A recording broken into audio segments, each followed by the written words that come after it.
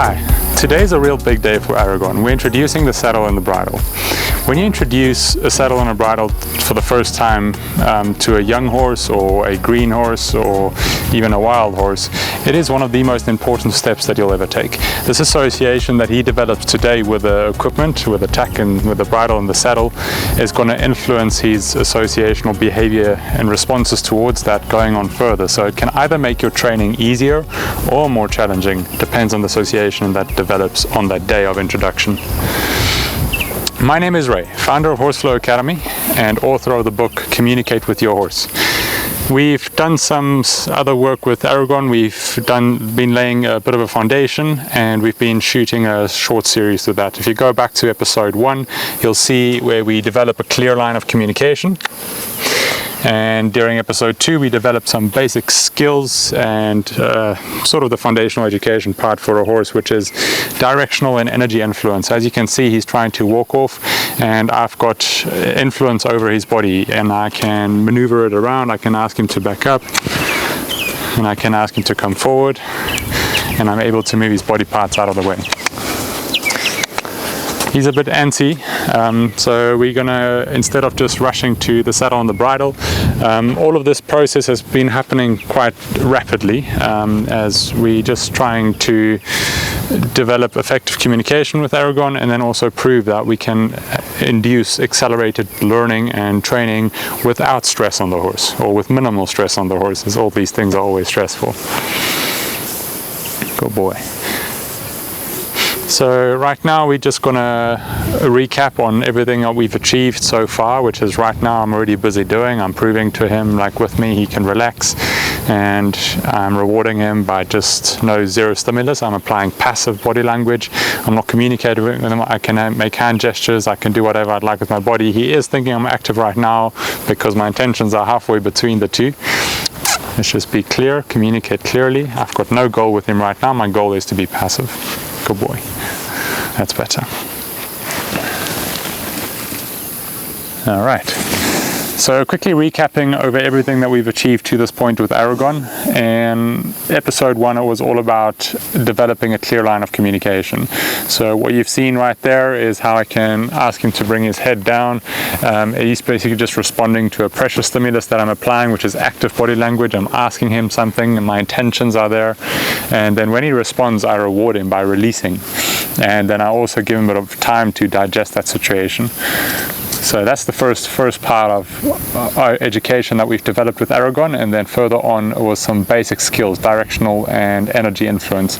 Those are things that we're quickly going to be recapping on so that we can then move on to introducing the saddle and the bridle for the first time.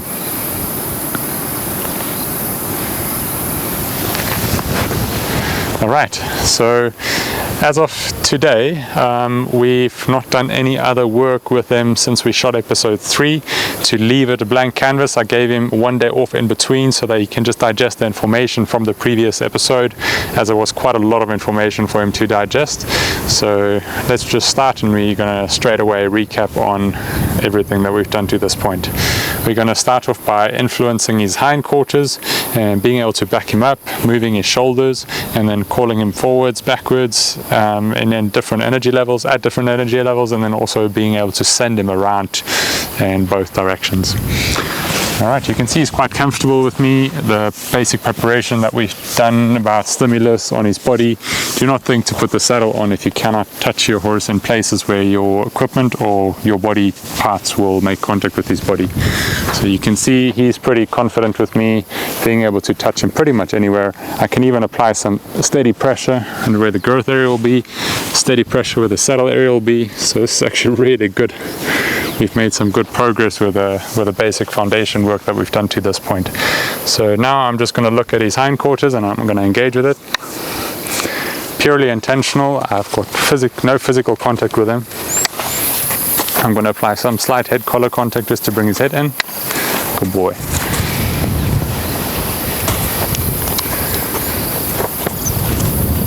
So right from the start, everything we do, we're trying to develop softness, confidence, and trust within him towards us. Again, I'm going to look at the hindquarters. I'm not looking for perfect yielding in any sense right now. I'm just looking for responses. So that's quite decent. whilst we're at that and he's ready to move his shoulders over, I'm going to ask him. I'm just extending my arm with a crop. Good boy. He yielded his shoulder for me, and I'm going to make progress with that now. Good boy.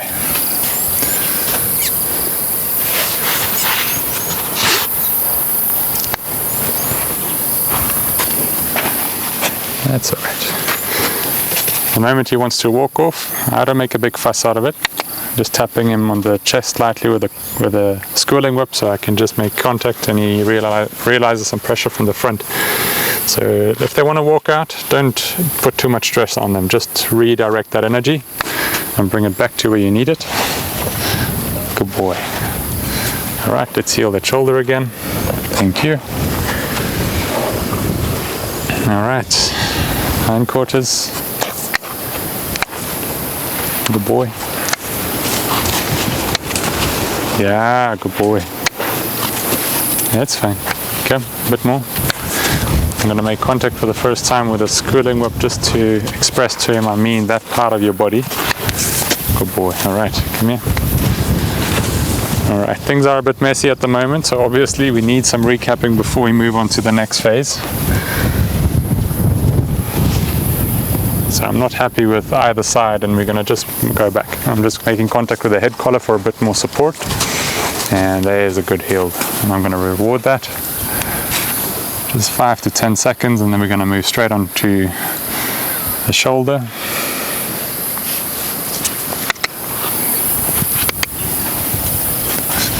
Good boy. Trying to avoid any physical contact at this moment. I just want to recap on the beginning part, and then we'll develop the buttons and all the aids that we need when we introduce the saddle and the bridle. So first just yielding. Good boy.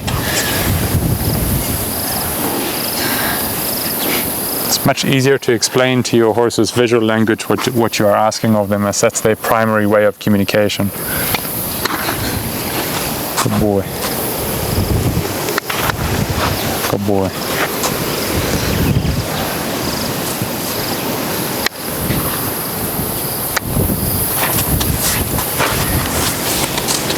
Better, but I'm still not too happy, so I'm going back to the head collar with my hand to make contact with him.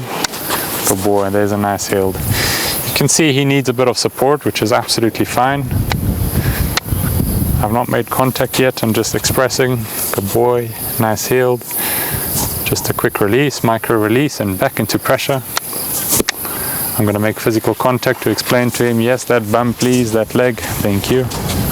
Good boy. All right, and can we back up? Can we back up nicely? All the way. We don't have to ask for one step at a time anymore, as we've already established that concept lesson and he understood that. So now today we can just recap on everything. It's quite a decent backing. I'm able to ask him to draw him in. Can you come back to me? With minimal pressure. He feels a lot of drive right now, so he's not in absolute harmony of balance between draw and drive. Good boy. All right, now we're going to send him. Back. You can see I'm not trying to make any physical contact with him when I ask him to back, because we are developing softness. He's chewing his lips whilst he's backing. He's quite chilled about it. And he's going to bump his bum against the fence, probably out of frame right now. Or he's going straight for a scratch. Funny boy. Come. Point. And there we go. Going to make quite tight circles. He's not done these tight circles yet, so I'm just trying to be a bit more engaging with a head collar, as I'm going to be needing a bit more influence over the head with a bridle. So it's just more instant contact with a shorter rope. Just trying to get a steady walk before I'm going to reward him at all. He's moving in the right direction, so he gets the concept of being sent away, so I'm able to drive him. Very distracted little mind today. Out. he comes too close to me, I'm just holding the school whip in his way so he bounces against it, so he can just feel that there is a sort of a boundary that's developing, a mental boundary. Good boy. Heel, hindquarters.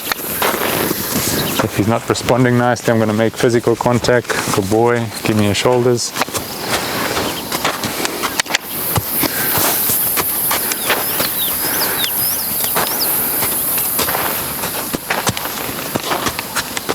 Just tapping him on on his chest, just to show to him, don't come too close to me.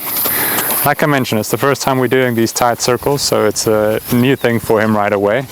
And if he would become quite stressful and I'm not able to manage him or push him out or increase his energy or bring his energy levels down, then we would definitely not be ready to bring in the saddle today. But a new stimulus, and he deals with it quite well.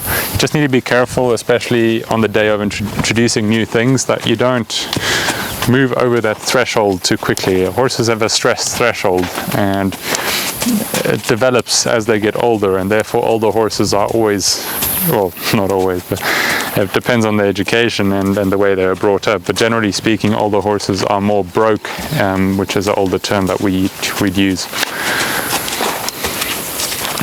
In some ways, in some cultures, they use the terms, they've got miles under the saddle, so all those things play a role by just building on a threshold of being able to handle stress. Asking hindquarters, shoulders, yeah, trot, good boy. Again, we're not looking for perfection, we're just looking for responsiveness, trying to develop just more and more influence as we go along. He's not breaking his gait much, he is thinking about it when he moves off to the bottom side, far side. Good boy, reward, hindquarters, shoulders. No touch, which is good. Trot.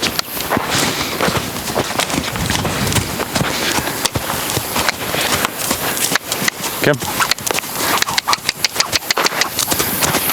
Quite a lot of energy I needed to bring up there as he broke his gait back to a walk on his own accord.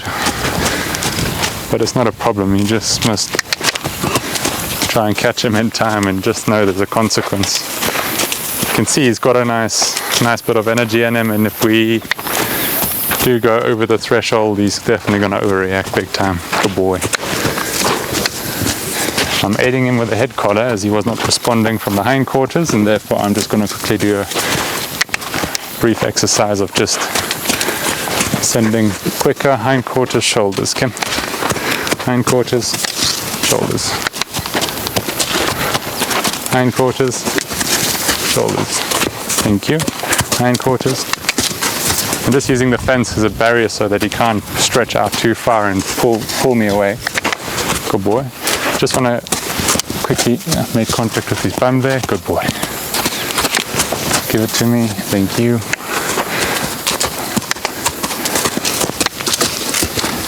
Boy, and reward. That's good. Yeah, that's good.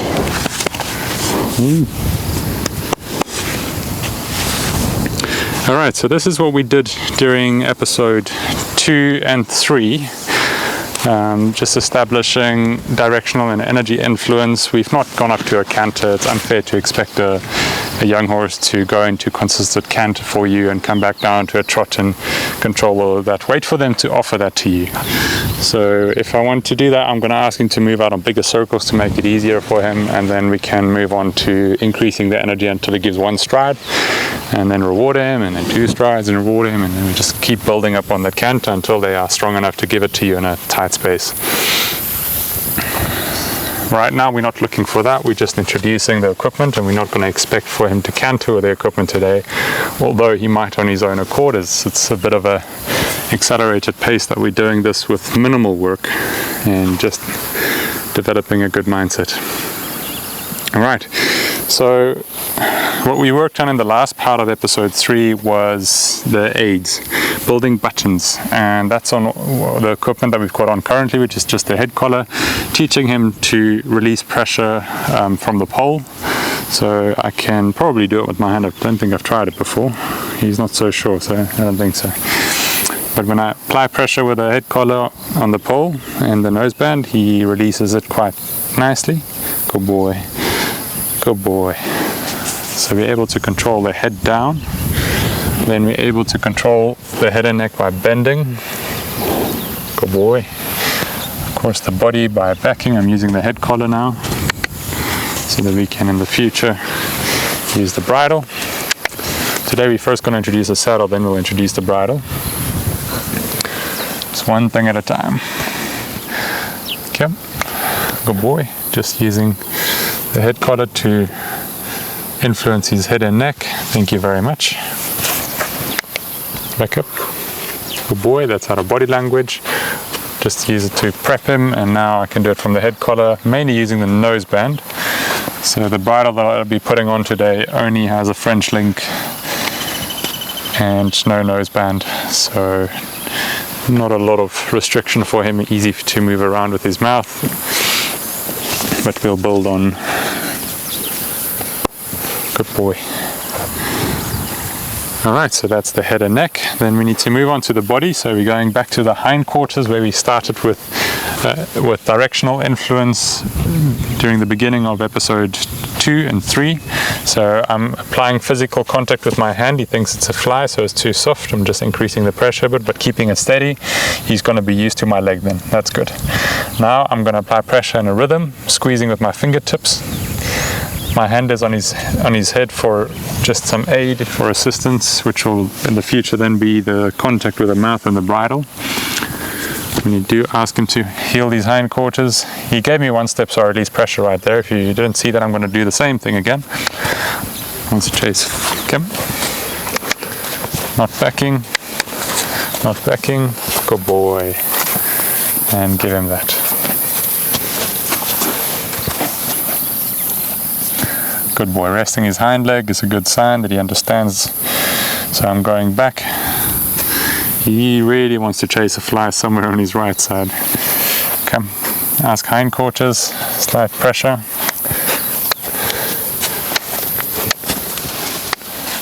Okay. Good boy.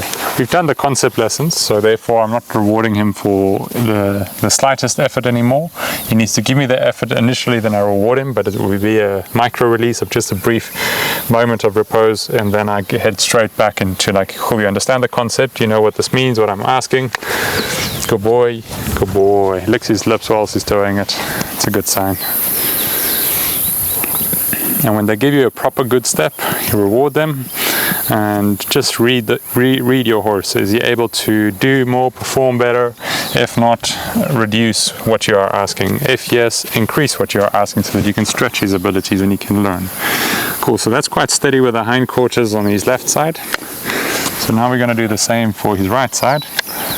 Good boy, he thought about it. He moved his hindquarters. A bit more precise this time, okay? Want that right hind leg to move through. Alright, micro release, and I go straight back. Good boy. And that's a big release. Cool. Just recapping on the concept lesson, and then we're going to move straight into more movements. Head back onto shoulder influence, and then we introduce the saddle. Alright, so if you're seeing a different frame, the rain caught us out. I stopped that session where, well, the previous part of the session, literally like 10 minutes ago, was just a quick shower. Where I just introduced the Girth to Aragon, so I was actually just busy desensitizing him in a sense, just making him used to the sensations. First of all, we just engaged some curiosity, so not eating grass right now, my boy. Just engage with some curiosity, give him the opportunity to observe the smells of the bit and the texture and the sensation, so that he doesn't get a fright when that makes sensation with his skin. So I ended up with a girth there on his back, and when I left the arena, or the little picadero, I ended up forgetting the girth on his back, and we walked back to the tack room and then into the tack room with a girth on his back like that, and on the way out it fell off. So he didn't respond, or he didn't react. He responded by looking, but that was about it. So actually the adversity of a bit of a quick rain shower was not a bad thing at all. Still some night drops in the air. We're going to try and complete the session. Do not leave it halfway. So just have the girth where it's going to be. Make sure that this thing doesn't matter. All right, then we're going to move on to the sensations of the numna. In this case, a nice woolly endurance numna. Good boy. So the saddle that we'll be putting on Aragon today is a South African saddlery that has been producing saddles for over 25, I think almost 35 years. And they've mainly been making it for South African horses, for the South African boerperd. And it's got a loose panel design, so it adjusts a little bit itself and fits a horse's back quite nicely. Also slightly modeled off of a Western Saddles tree, so it's quite nice. It's nice and wide over the spine, and it's got a lot of other benefits to it. Really lightweight. Alright, so you saw I was just carrying the pad with the dark side up and my arm so he can barely see it to the front, but now he's just following it and I'm starting to wave it around, so to make sure that I can get him to follow me without overreacting about the presence of the pad. Cool, I'm not making the pad about him at this stage. Good boy. So I'm making extra big movements so that anything less than that is going to be okay. Anything more than that is going to be probably too much. So you see I bring him back to there and I disengage from the object and he engages with the object. Good boy. And he has a bit of a smell. Bit of a surprise. Good boy. Please do not do it necessarily exactly the way that I'm doing it. I'm just reading Aragon's body language and seeing where his thresholds are, and then every time he disengages with me and engages the environment and I can see he's not going to get a fright from what I do, I use that opportunity and I say like, oh well, you're not focused here, so why don't we do something interesting? And oh, what just happened? I've got a saddle pad on my back. I didn't even know it for the first time. Oh, he wants to engage with the saddle, then I drop and release right away. Spend time there. Good boy. Just don't throw it off. Good boy. He's rather interested in eating grass. Cool, I'm just going to back him up. Good boy. And then I'm going to be really, really radical. Like, even with the wind is helping me to be extra radical. Like, oh. And he does not care, which is quite extraordinary. That's really nice. Hey, do you trust me? I won't hurt you.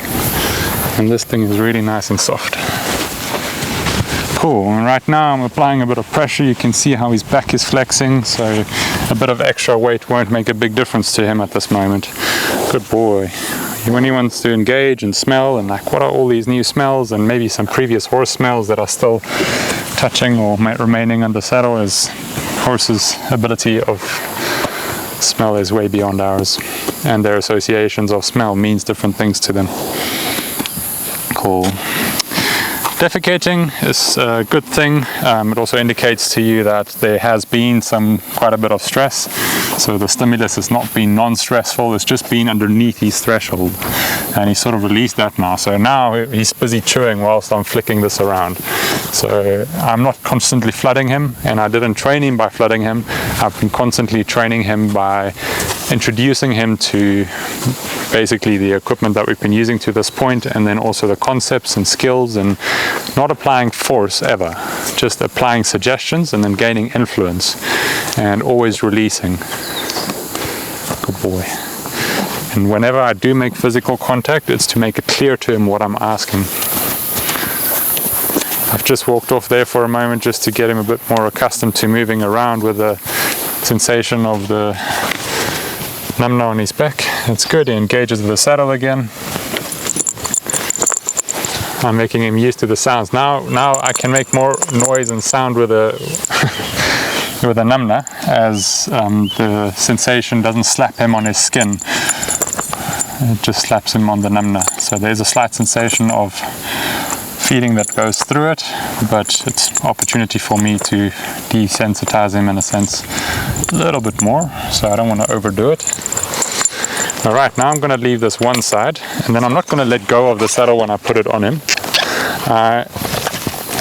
There we go. It's the same as the namna. I'm just not applying the weight, because the moment you apply the weight, it's different. So I'm making slight sensation of weight on him. I'm reading his body language. That's why I'm allowing him to stand against me like that. I wouldn't do it with any young horse. Cool. Now we're just gonna follow the saddle.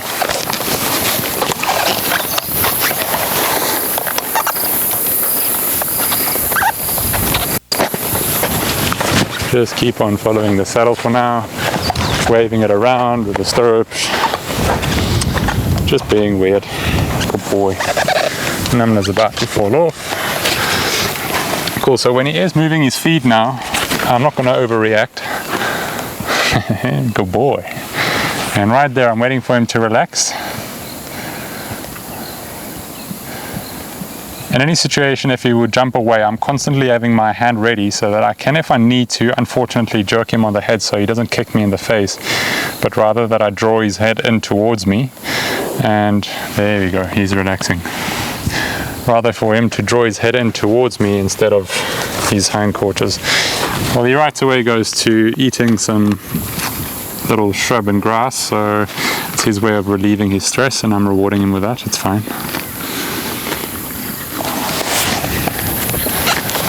The whole key about all of this that we are doing and the introduction of the equipment is be creative. Just apply the principles. That's the only important part that you need to keep consistent, is the way you communicate with them, and keep that connection. Keep on communicating, keep on rewarding, keep responding and saying like, hey, I hear you, I see you're a bit stressed, so I'm gonna dial down. I'm not gonna keep on applying more pressure and more pressure. Let's just leave it where it is and reduce if you can, and then prove to them like, cool dude, you just got rewarded for doing what I've asked. So there's absolute no pressure, zero stimulus, and a chance to digest that information. So right there, first saddle, man. You want to see what you've got on your back?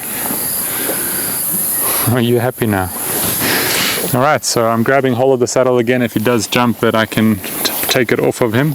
So before I'm tying the girth to him, which is always a very difficult sensation the first time for a young horse, I'm making sure he's fine with the weight of the saddle, in which he is now. He is getting like, right there we reach his threshold. Boom. So right there I release and walk him forward 1 or 2 steps, which is absolutely the best way that you can relieve stress for a horse. That's some proven science behind that, it's called optic flow. It's in us as humans as well, optic flow is really, really beneficial to relieve stress. That's why often lunging stressed out horses, or teaching them to just cool down by just walking it off, is always working, because you get some results from optic flow, which just dials down the nervous system.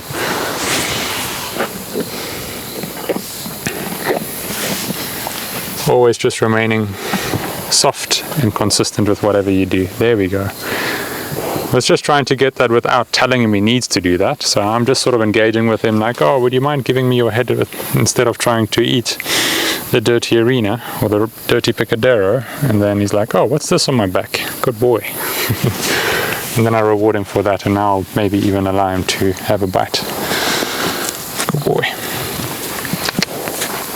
Alright, so he's been able to move a little bit forwards with the saddle on his back now. The stirrups are slightly actually touching him. Good boy.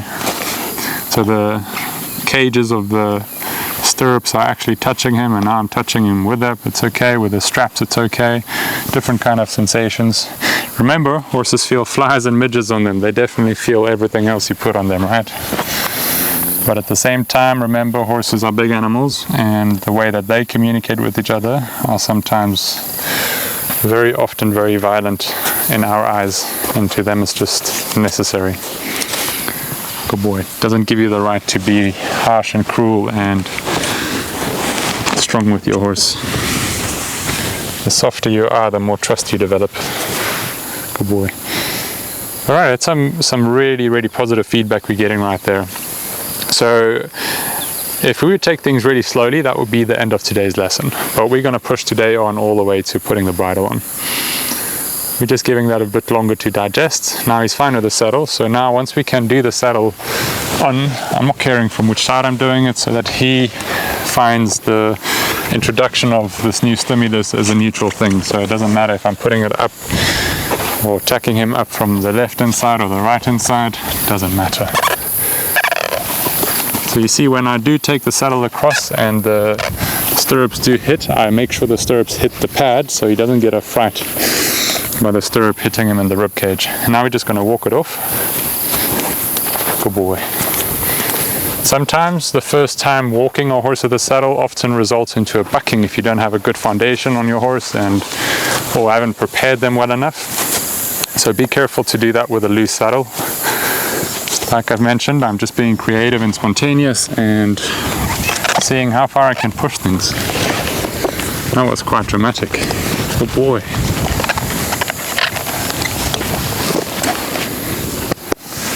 He's being a really good boy. He's like, is that all? Is that all? Cool, I could increase the way I mount the saddle quite dramatically from the left side. So I'll make sure I can do it the same from the right side. Right there we've reached his threshold again, so I'm just going to engage with his body. Ask him to back. You can see he's quite stiff there, so that means he's unsure about the weight on his back. Good boy. So, boop, just engage with his body, gain control, but now I'm going to engage optic flow.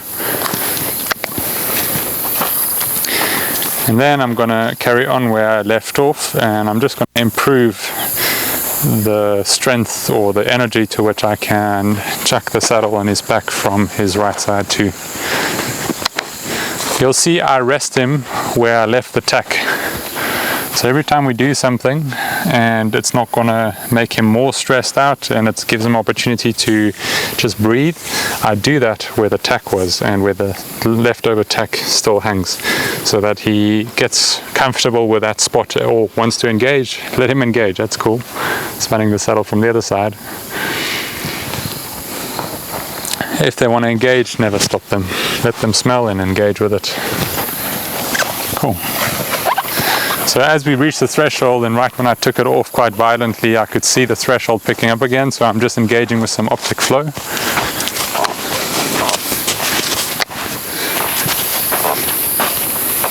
Good boy.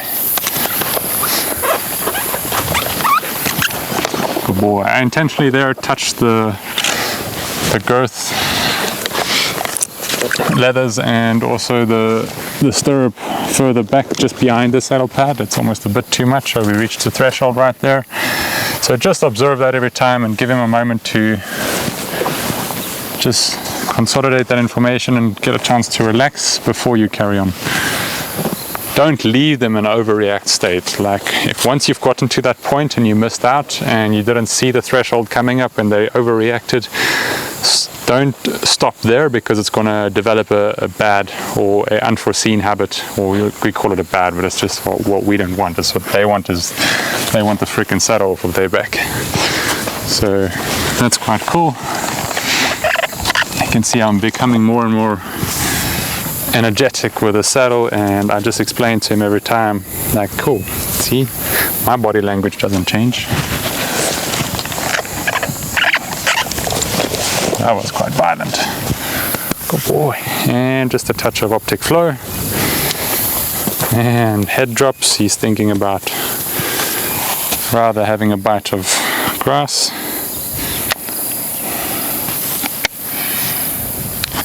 You can do this wherever you'd like, but the suggestion would be to do it in a controlled environment where you've already established a good foundation and directional energy influence, and then you build on that once you have applied the equipment.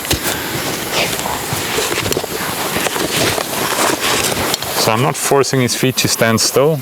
I'm influencing it though by just either making contact with his head collar or drawing him in with my body, like right there. Cool, and I just want to re-emphasize on that, and then I'm gonna... Cool, he's quite good with that. I'm not gonna fuss too much more. So otherwise it becomes too much about this thing, and then it also has acquired the stage of flooding, but right now it's not a numbness exercise. Cool, so I'm just going to prepare the saddle for accepting the girth. So connecting the numner or the saddle pad with the saddle.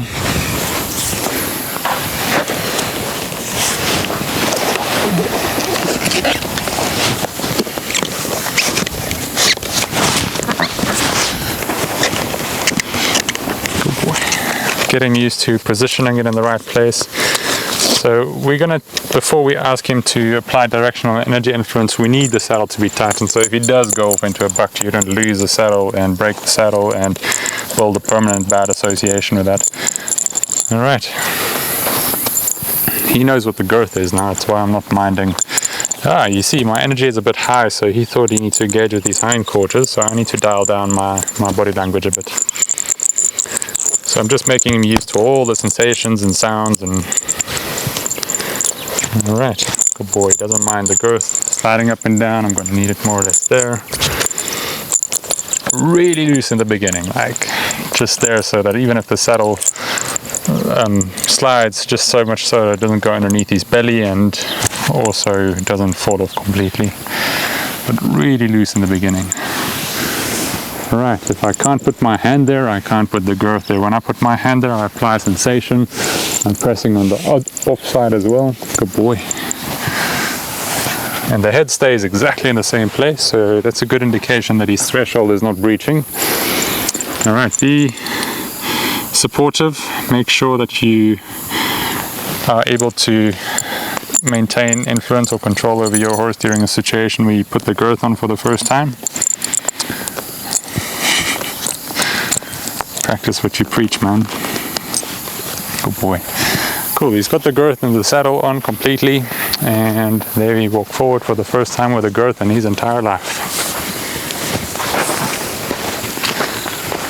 No big deal, man.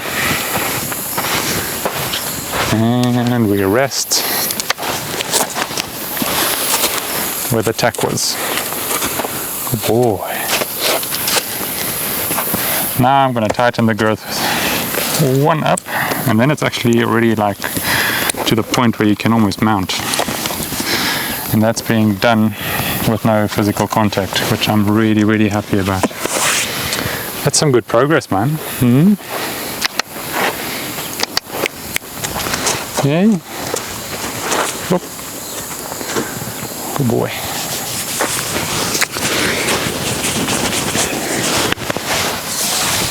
If I was to be careful with this process, and I was never careful with all the other processes and developing his other levels of basic education, then he would have definitely found something suspicious from the situation. So I'm giving a bit more of a reward here where the tack was. Then I'm going to take him a little bit further away, and we're going to start working on directional and energy influence, and also just apply some physical contact on these aids that we've been developing, like right there, stirrup driving. It's in quite a tight space. Good boy. And he gives me the hindquarters and I release, concept left. Alright, so we just left off this previous session where I couldn't really see that the bridle will fit Aragon properly. The previous bridle, he does not enjoy the bit in his mouth at all. So using a bit of a bigger, more comfortable bit. And also just a bigger bridle, as that other bridle was too small for him to fit around. And I also tied him up, and he was actually quite good about the tie-up. I've been doing a little bit of tie-up with him, but not specifically training him for it. It was just during a period where I first did his feet. I was all by myself, and I did his feet for the first time all by myself, and I used the pole to tie him up, and it worked quite well. Good boy. All right.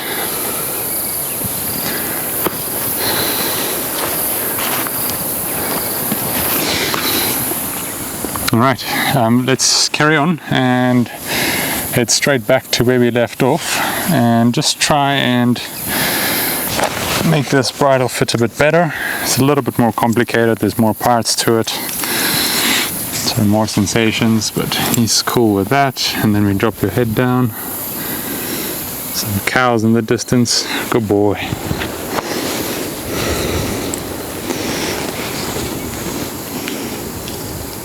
Cool. And he opens his mouth and I release. Just take everything step by step. Opens his mouth, bit is in the mouth. Steady pressure with my hand is in the same place on the pole. I can ask him to move his pole down at any given moment. As a consequence of going forward, the bridle goes tighter in his mouth. Back. When things get messy, always just stay patient and relax. If you get tensed or uncertain, then your horse will feel all of that and it will respond. Or it will carry straight over to them. Alright, I'm just going to go ahead now, like he finds the bit really annoying. So I'm not going to ask him to do much in regards to the bridle, but what I'm going to do is make sure it's just adjusted right. I'm going to leave the noseband off completely.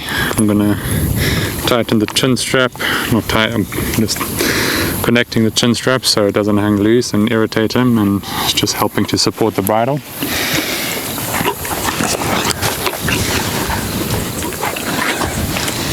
And then I'll just put that out of the way. That's going to stay in the way, so that's fine. Alright, so what I'm going to do right now, as he's not appreciating the bridle, I might introduce him to the sensation of the bit on the bars, which is not a nice feeling, and we as humans are horrible things. What I'm going to do is I'm just going to start taking his mind off of the situation. So please move your hindquarters. I'm going to use the neck rein. The reins as a neck rein instead of using his mouth. Hindquarters, good boy. Shoulders, good boy. Using the reins again as a neck rein. Hindquarters, good boy. See, we've got so much influence over his body that the bit is almost not essential, and you've seen I've been able to do some real light liberty work. I'm not trying to make him a liberty horse right away. Just wanting a real good connection so that we can build the best possible relationship and we can give him the best possible start to his career with humans. Is that not so nice, boy?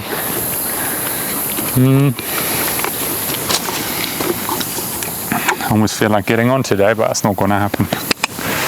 So for the first time I'm asking on the bit, but I'm drawing him in. Good boy. And a big release. Good boy. Alright, drawing him in. Good boy. Drawing him in. Good boy. And always just reward. Cool. Absolutely spontaneous with everything, creative with everything, double checking that he does not respond or react to the pressures. Ooh, that's like, now it's a rideable girth. Like, imagine that, first time saddling, real limited training sessions, but proper preparation. And therein lies the key to setting your horse up for success. So there's some slight pressure on the bit where I'm standing right now, and it's a little bit intentional. At the same time I'm having passive body language, but it's almost like teaching him about contact, and I'm trying to get him to accept the bit, which is maybe some trial and error, try different bits. Normally the bigger surface area of the bit, especially, he's got quite a big mouth and quite a big gap between his two top and bottom gums, so I can use a much bigger bit for him. Maybe even something straight to hold on to. Just don't have it at my disposal right now, so I'm using what I have. Good boy. Alright, and then introduce him to the reins as they will work when you're on their back. I asked him to back with the reins, and he gave me a yield with the hindquarters, which is alright. because I'm standing on this side, so he's moving away from my pressure. All right, I'm really asking a lot today. Like, that's not what I would do with every green horse or every young horse or every horse that I start. I'm using the opportunity with his mindset and proving to you accelerated learning. I'm using my body language to draw him in first, and then I'm making light contact with the rein. I'm trying to just establish directional influence with his head and neck, and he thinks he needs to move his whole body, so I just keep asking with the same amount of pressure, slight rhythmic, little sponge with my finger, and he gives it to me and I release. Good boy.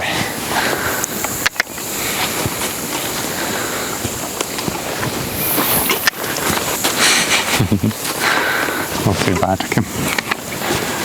Prepare your horse and you will be surprised.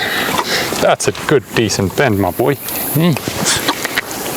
Let's do the other side. It's going to be a really long video for you folks, but I'm going to not cut out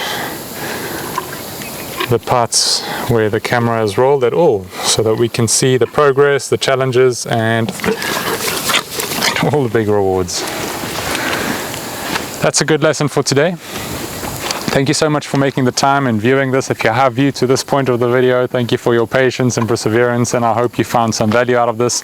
Please subscribe and hit the bell button so that you can get notified when we release the next episode, and that will be probably just recapping on all of this and re-engaging with directional energy influence and trying a different bit in his mouth, getting him more comfortable and accepting the bit, and then we can start communicating more effectively. Right now it's almost senseless trying to communicate with him. He's so distracted with his mouth. Alright, so you also feel free to leave any questions you have related to these topics with horses and horse training and horse communication down in the comment section, and then we can interact, engage, and build a growing community that can help people and help horses around the globe. Good boy. I will leave a link for my book as well, Communicate with Your Horse, down in the description, so that you can view that on Amazon if you'd like, and if you want to purchase it and get a bit more insight about these principles for effective communication that I've been sharing with you throughout these videos. It's just in a lot more detail and in depth and a better explanation. Good boy. Thank you.